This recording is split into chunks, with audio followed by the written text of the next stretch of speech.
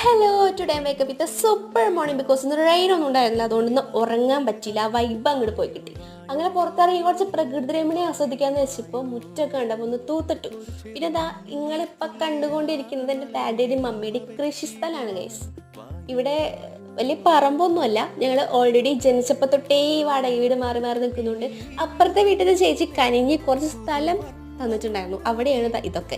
ഇവിടെ പറയുകയാണെങ്കിൽ വാഴ മാവ് തെറ്റിക്കില്ല മാവ് കുഴച്ച് വാഴ മാവ്, വേപ്പ്, ചക്ക, മാങ്ങ, കുമ്പളങ്ങ, ഒതളങ്ങ തുടങ്ങിയ വൃക്ഷലതാതി പല മൂലാദികളൊന്നും ഇവിടെയില്ല.